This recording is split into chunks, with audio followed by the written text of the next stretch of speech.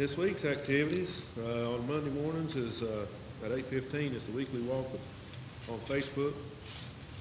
Brother Bob usually takes care of that. I don't know if he's going to be able to this week where he's traveling, but Monday at 6 p.m. will be the grief share, and that'll be over in the Restart Sanctuary.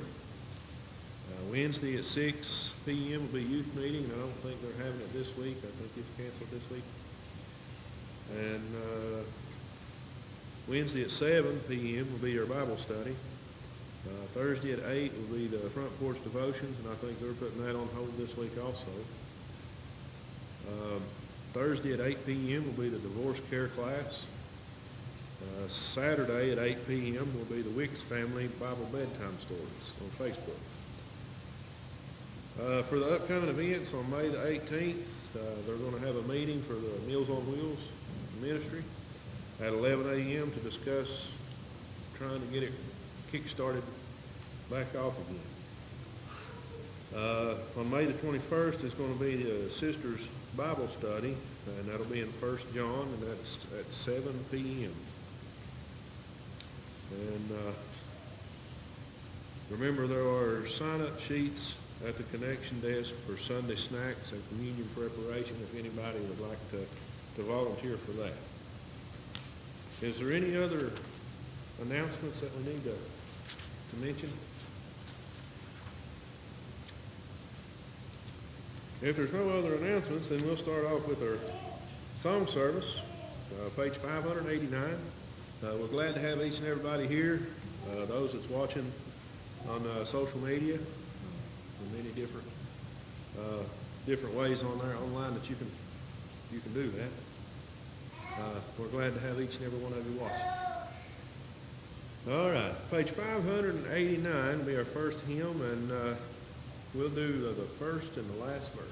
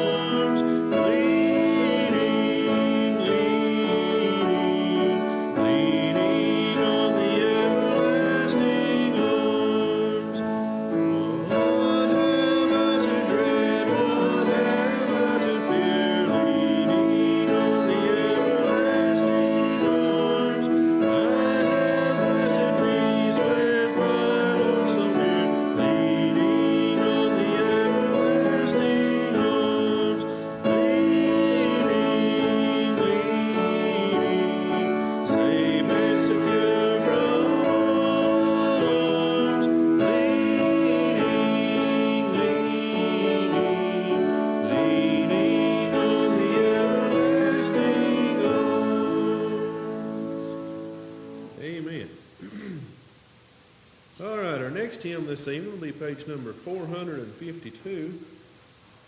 452, we'll do verses 1, 2, and 4. 1, 2, and 4.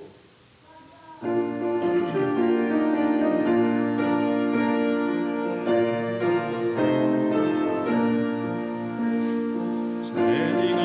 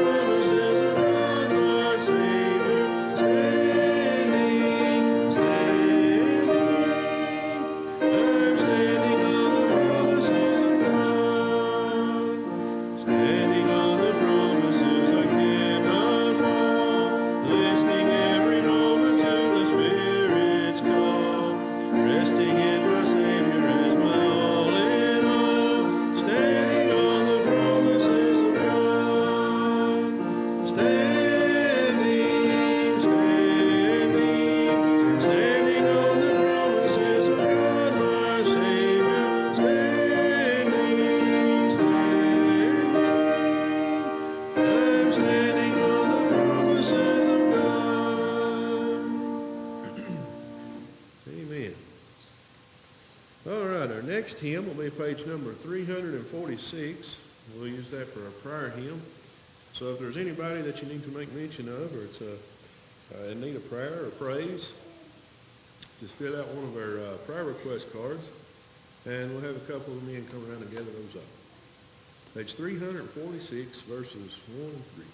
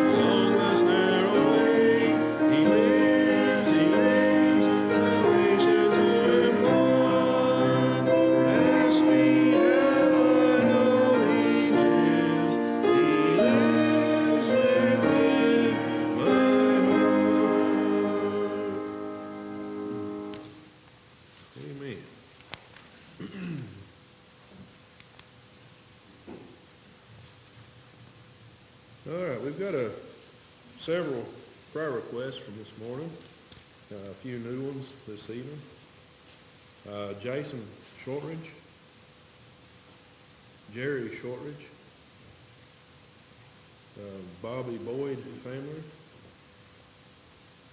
Roma Deal is healing from surgery, and that's Sister Ada's sister. Sam Arn is having tests and procedures. The family of Chuck Stiltner passed away on Friday night. Jerry Smith, which is Bob's sister-in-law, is in the ICU. Tabitha Zimmerson had a stillborn baby on May the 2nd. So be with that family. Roma Deal, healing from surgery. Sarah Turner has cancer. Jim Settles is having kidney problems. Ralph Justice suffering from cancer. Crystal Blankenship is in the hospital with the COVID virus. Doyle Miller says skin cancer, and it's now moved to spine and optic nerve. Clarence and Sammy Akers having tests on the 13th and then surgery on the 20th. And Shirley Akers is having a stress test. So is there anyone else we need to mention for a prayer request? Yeah, well, Brittany's dad, Irvin King,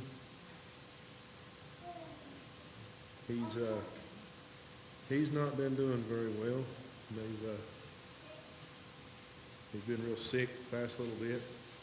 He's had cancer that's spread to several different places, and he's just hanging on for now. So just continue to be with him in prayer.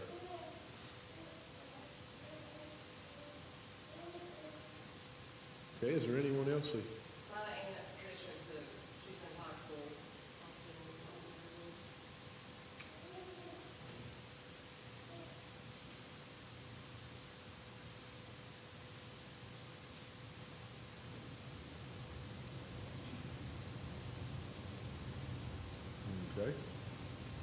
there anyone else we need to mention?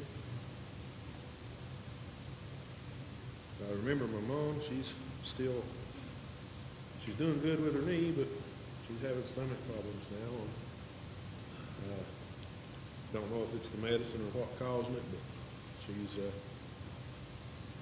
can't get far from the house without having major problems. So just continue to keep her in your prayers. Is there anyone else I need to mention this evening? If not, Dad, you care to have prayer for this?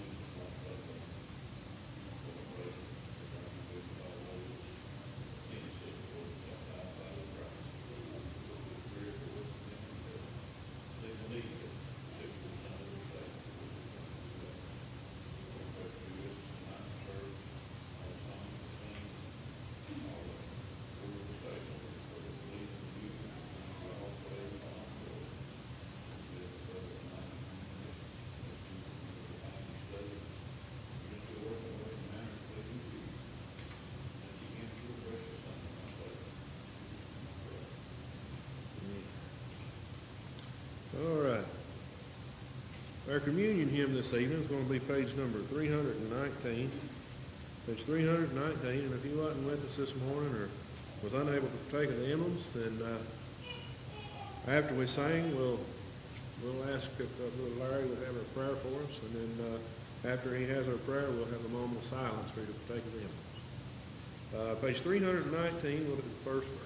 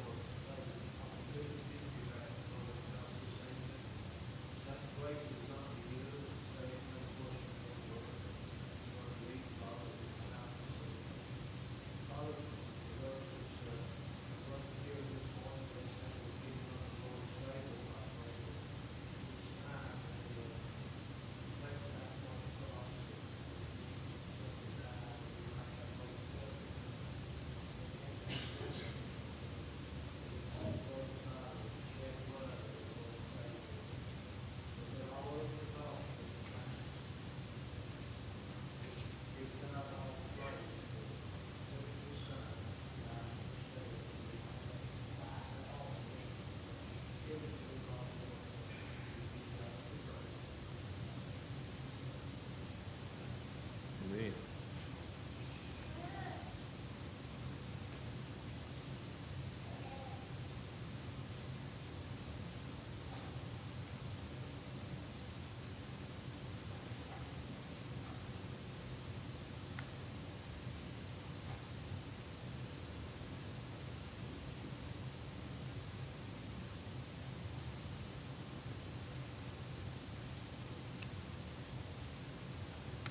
All right, you can take your songbook, turn to page 936. That's going to be our invitation hymn, and I'm going to turn it over to Brother Shannon.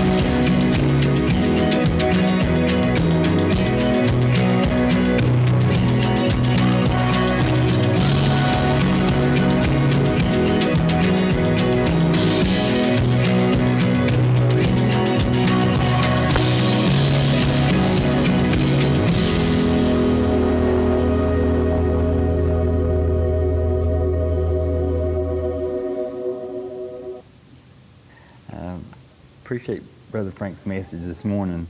And you know, he's right. Maybe not for you, but for me, I always look at the negative in the verses that he was reading this morning about Zebedee's, James and John's mom asking those things. We look at the negative side, and he brought out the positive in it this morning. It was really good. And you know, every communion is special every Sunday. But brother, this morning was extra special, and I appreciate your meditation this morning. It was fantastic. When you get to talking about moms, it's easy to get the tears flowing, the heartstrings of tugging and all that. And those that are lucky enough to still have them, just pray that your relationship's good and that you respect and honor them. And those that have long gone, I know the memory's still there. And just pray today is special for you too. Come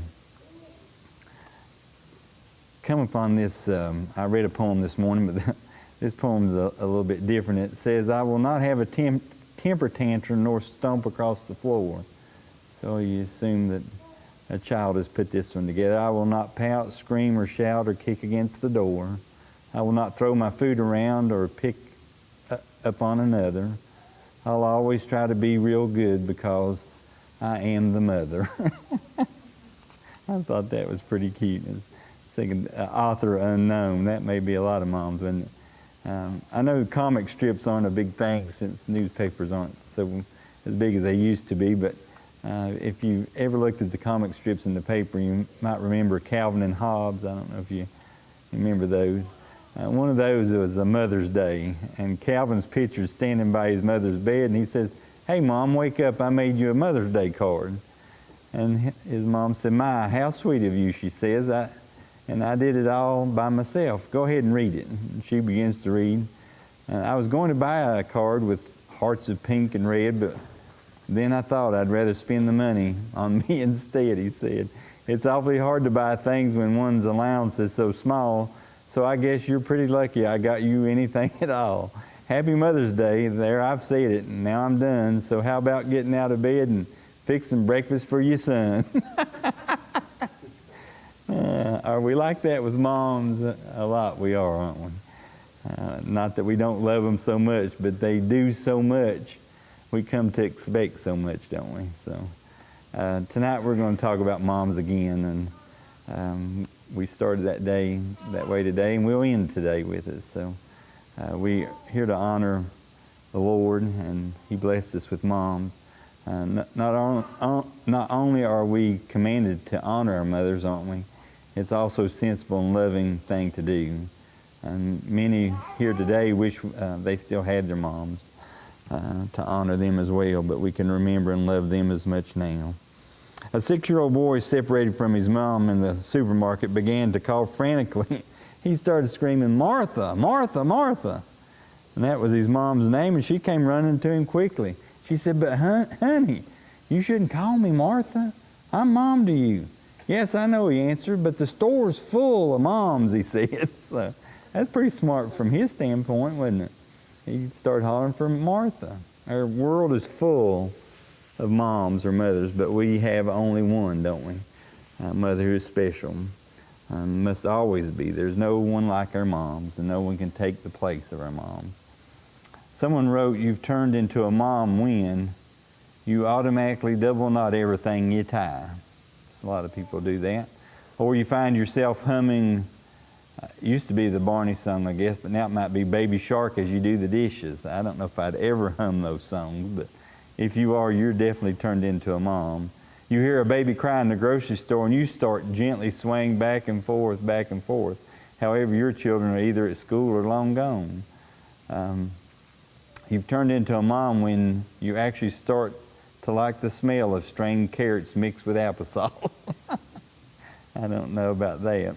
Or you spend a half hour searching for your sunglasses only to have your teenager say, Mom, why don't you wear the ones you've got pushed up on your head? I don't know if that's happened to you. Or you're out for a nice romantic meal with your husband, enjoying some real adult conversation, when suddenly you realize that you've reached over and started to cut up his steak for him. You might be a mom. And Frank used a lot of these this morning, things our mothers taught us, and I love the ones he had, and I'll try not to duplicate.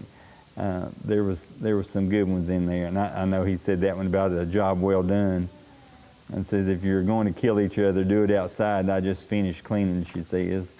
Let me flip down. My mother taught me about the weather. I don't know if he used that one or not. This room of yours looks as if a tornado went through it. Or my mother taught me the circle of life. And we know what that one is. I brought you into this world. I can take you out, can't we? Have you heard that before? I've heard that one said, like Judy Van Dyke that works, she said that one all the time that her mom said. My mother taught me about behavior modification. Stop acting like your father, she said. My mother taught me about envy. There are millions of less fortunate children in this world who don't have wonderful parents like you do. This is a good one. My mother taught me about anticipation. Do we anticipate things? Well, this is how Mom taught it.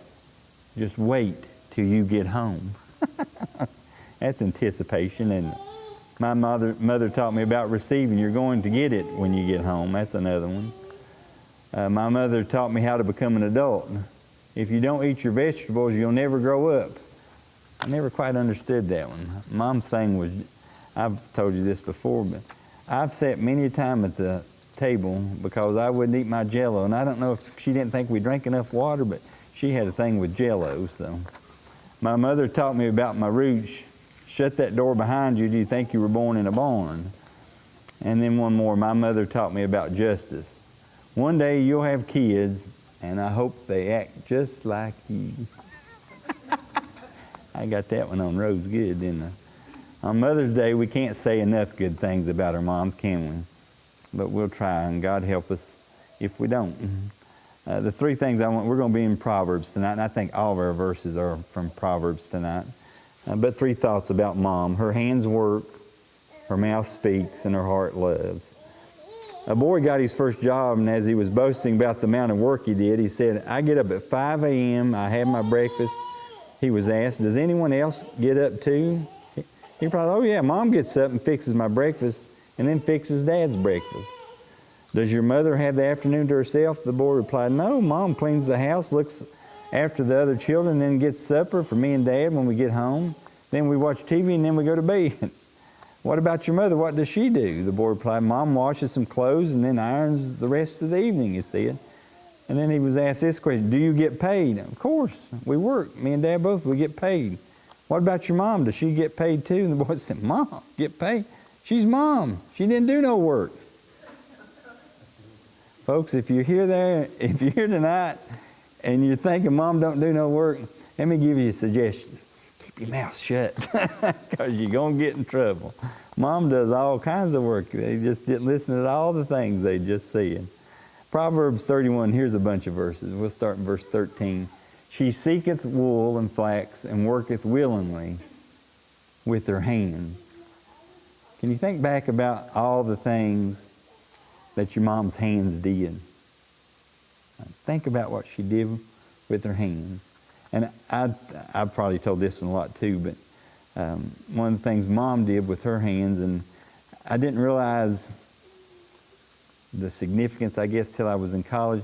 After our pharmacy school, we'd have our tests. All of them were 8 o'clock tests, and after that we'd go have breakfast. Whole big group of us. And we'd sit at this old deli, and they'd have biscuits and them old jelly cup things, and they were passing. One of them asked me one time, said, "You want some jelly?" I just automatically made the comment, I really don't eat store-bought jelly. They got real quiet for a couple of seconds.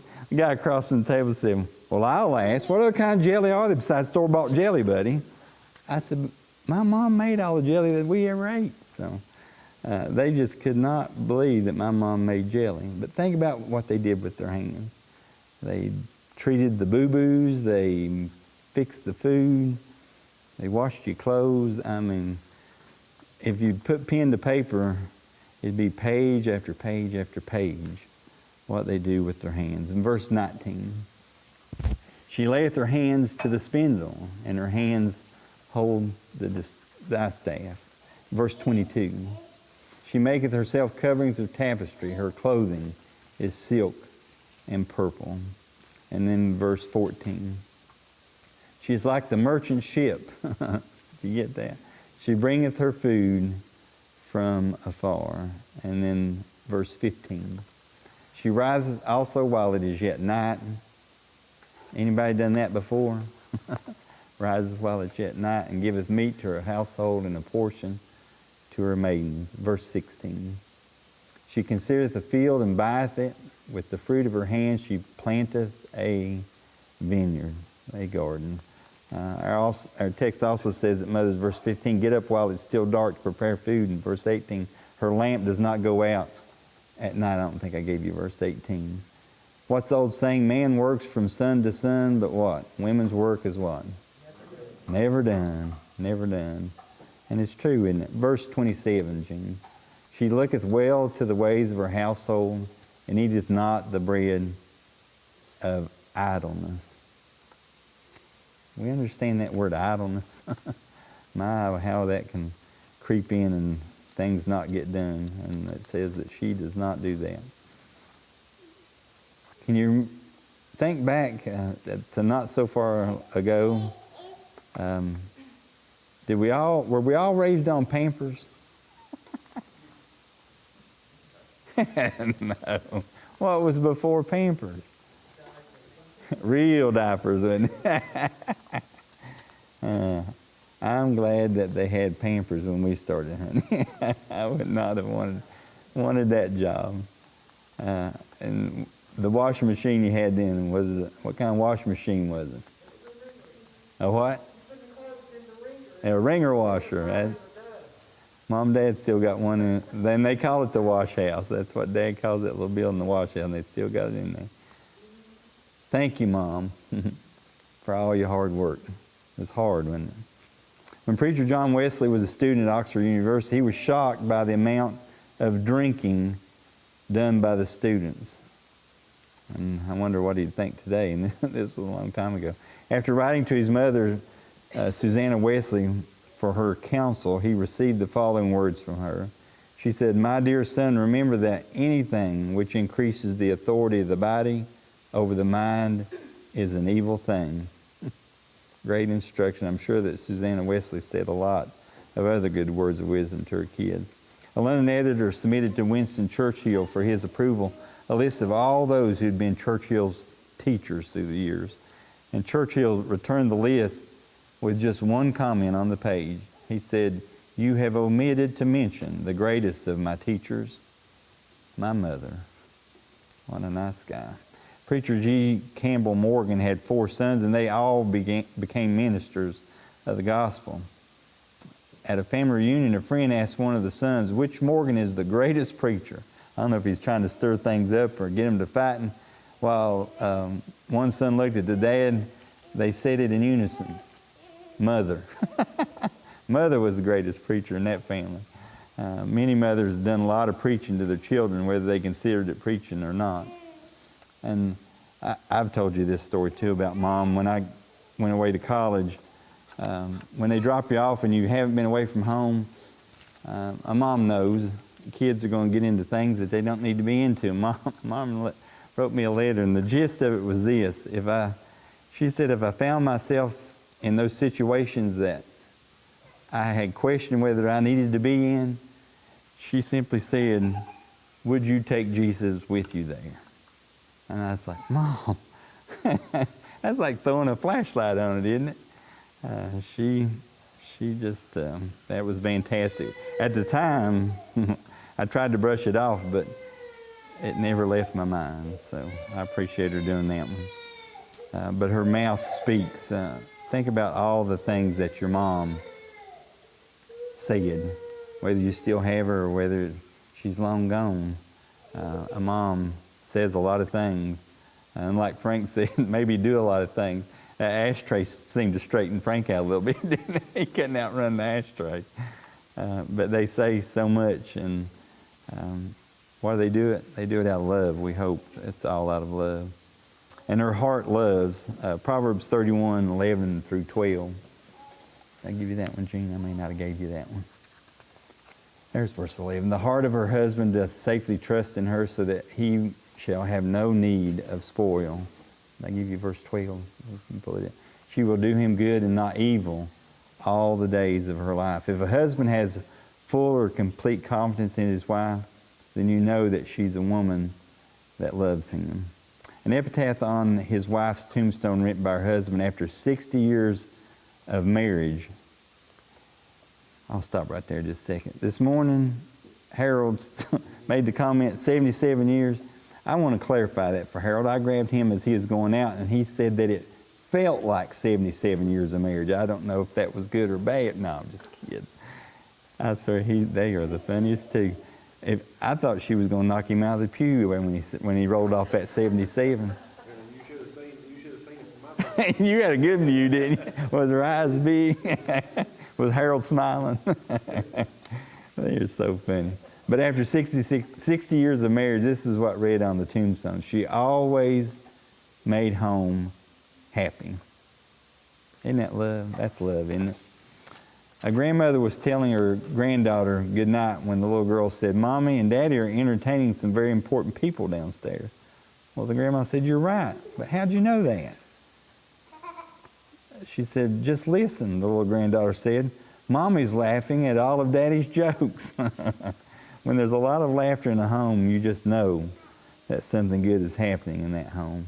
And of course, there needs to be more laughter in the home. And I know if you think back about your mom, there's a lot of serious times, a lot of instructional time, but those times when you see your mom truly laugh, it's times that you remember, and they're so very special. Proverbs 17, verse 22. Did I give you that one, Gene? If I didn't, I will take time before you look at one. That Proverbs 17, verse 22.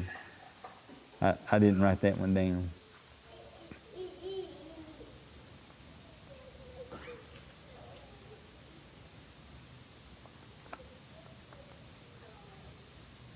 A merry heart doeth good like a medicine.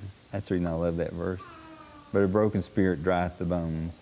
Another version says a cheerful heart is good medicine. You know, when there's a lot of laughter in the home, someone's putting out a lot of good medicine, aren't they, folks?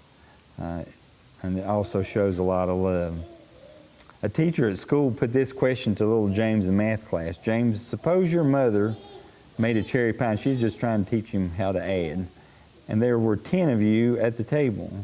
Your mother and father and 8 children. How much of the pie would you get? And I guess they were touching on fractions. And he said, a ninth. No, the teacher said. James, now pay attention. There are 10 of you. So in your home, don't you know your fraction? Yes, ma'am, he replied. I know my fractions, but I know my mom even better. And she'd say that she didn't want any pie.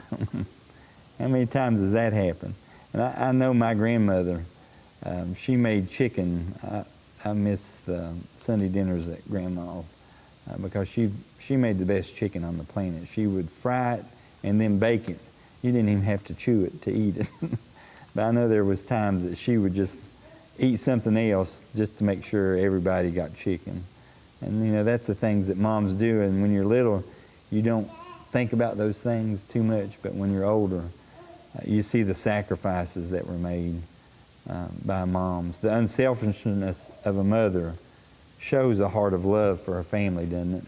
And all of us can remember many unselfish acts of devotion our moms made to our homes. Sandy's favorite book to read when they were little, and if she gets the gift, maybe some of you may have gotten it from her before. But the little book's called Love You Forever. And it's the cycle of loving a child and then that child saying that back to you when you're older. But it's just, it says it all from a mom's standpoint. The love that you see in a home. And you know, as we talk about moms, and Frank did this morning, translating it over, he said this morning that that's really the first experience that we have of seeing God's love, and truly it is. But God loved us not so much more, but just so much like a mom. He loved us enough to send His Son, Jesus Christ, and to give us that gift so that we might be able to go to heaven and be with Him. And it's just special. Thomas Edison once said, "I did not have my mother long, but she cast over me an influence which has lasted all my life. The good effects of her early training I can never lose. If it had not been for her appreciation, her faith in me at a critical time in my experience, I should never likely have become an inventor," he said. "I was always a careless boy, and with a mother of different mental caliber, I should have turned out badly. But her firmness, her sweetness, her goodness were potent powers to keep me in the right path. My mother was the making of me. The memory of her will always be a blessing to me." That's powerful, coming from such a person that's influenced us just through his inventions. What a loving tribute to a blessed mother. And that right there, Mike Trent always said, "I'd rather have them crying in church as crying in the world." I love to see people, and you guys exemplify that, coming to service, each service, and having your kids and having them sit through service. And folks, let me tell you, it doesn't matter how rowdy they get, if they get upset, if they cry, whatever. It's much better to have them in here and hearing God's Word proclaimed, because they learn by example. We know that we say a lot through words, but man, our example says so much more. And it's so great to see parents that I always make a crack at Mom. I tell that she drugged me and my brother to church whether we wanted it or not. Why? Because she knew we needed it. Proverbs 31:28, and I'll close with this verse, but I've got another little thing. "Her children arise up and call her blessed, her husband also, and he praises her." And that's what we do. We pray that your kids are a blessing to you, and that your husband praises you for being the mom that you are. And so many good moms that we know. I know Sandy's just fantastic, but we see the ones that we're friends with and that we grew up with, and we can look back and think, man, what a good mom. And as you get older, it wasn't because of all the things they let you do. It's all the things they didn't let you do. That was the good mom, wasn't it? So many things to remember about our moms. I've got another video, and while this video is playing, I want you to think about if you want to say something about your mom, because a lot of times on Mother's Day or Father's Day, I'll give you a chance if you want to say something about your mom. You'll have that opportunity in just a second. Go ahead and play that, Gene. No matter how hard our day was, my mom always had a hot meal waiting for us when we got home. So my mother still sends me care packages. I've been out of college for probably about 3 years now, and she still will make me homemade cookies and then send them to me. My mom is a poet, and she's always written me poems for good luck, and they have always been a complete and total inspiration to me. And sometimes she'll cut out crossword puzzles from her local newspaper and send them to me in the mail. I remember my mom used to sing me to sleep every night. My mother always encouraged me to follow my dreams. My mother always told me I can achieve anything if I put my mind to it. My mom would always say, you've got to stand for something or you'll fall for anything. Thank you, Mom, for making all of my Halloween costumes by hand every year. Let's see. My mom was on the school hockey team. She was the goalkeeper, for crying out loud. This was the girls' hockey team. My mom okay, let me think of how you say this. My mom and I always watch Gilmore Girls together, even though we live 300 miles apart. Okay, I should have thought about this more. I'm sorry. My mom always knew exactly what to say to make me feel better. My mother is an undying optimist. She always sees the silver lining around the clouds. My mom's the bomb. My mom would give me $20 to roll my hair. My mom loves Tom Selleck. My mom took us all over the world and showed us all the sights, and I will always be grateful for that. My mom doesn't let me talk with my mouth full. When I was 18, I still didn't have my driver's license, so my mother had to drive my date and I to prom. When she picked us up afterwards, I had to have my goodnight kiss with my mother sitting in the front seat of my car. We lived in Bedfordshire during World War II, and when the cottage burned down, leaving us with nothing but the clothes on our back, my mother cuddled us, gave us a kiss, and said, "Don't worry, because I'm here for you." And she was. I love you, Mom. I love you, Mom. I love you, Mom. I love you, Mom. I love you, Mom. I love you, Mom. We love you, Mom. 엄마 사랑해. I love you, Mom. I love you, Mom. I love you, Mom. I love you, Mom. I love you, Mom. Thank you, Mom. I love you so much. Happy Mother's Day, Mom.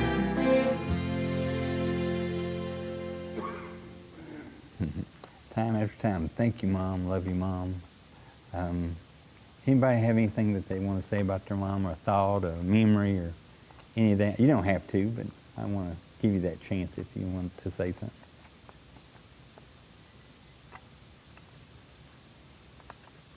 And I know you're thinking them. a lot of memories about a mom, aren't there? Yeah, yeah. It is. It is. When you start thinking, it's like a photo album that starts spinning, doesn't it? Different stages in your life, when you're small, when you're in school, when you try and get on your own, when you're married, when you're making a family of your own. Had her what? For you? Did you hear that one? Oh my. Well, I'll tell you one on Taylor. He was not doing so well in English or math. I don't know which class it was. Middle school. So you know how middle school is. And my wife, being the mom she is, Taylor's going down the hall and one of his buddies says, "Dude, your mom's in your class." She was sitting in that class. He wasn't doing so well. When Sandy got there, she asked the teacher, "Would it be okay if I sit in on this class?" He's like, "Sure." So, yeah, Taylor never did stumble in that class anymore, did he? Mom stepped right in on it. Any other thoughts? Made you a better person, though, didn't it? Having mom come down.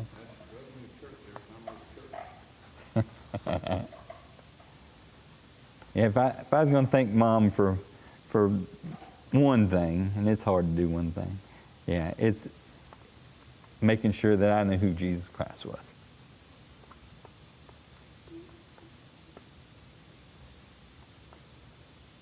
All right.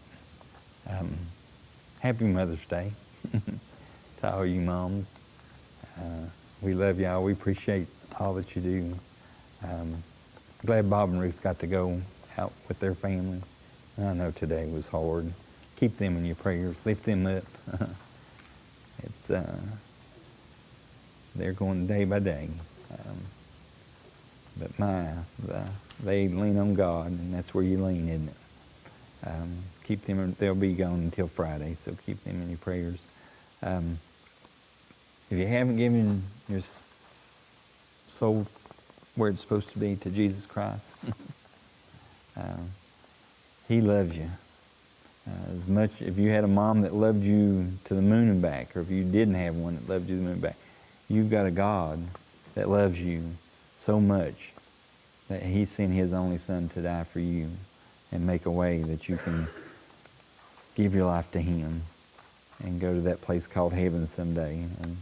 And I don't know what the reunion in heaven's going to be like, but I know there's a lot of moms been gone for a long time. It's going to be a happy time to see them and see a lot of folks. But if you don't have Jesus Christ, that's one hope you don't have, folks. You don't have that hope of heaven. So if you want to give your life to Him, we're going to have an invitation time, and we're going to give you that opportunity, and ask Brother Brandon to come and lead the invitation. If you haven't given your life to Him, step out, make that decision tonight.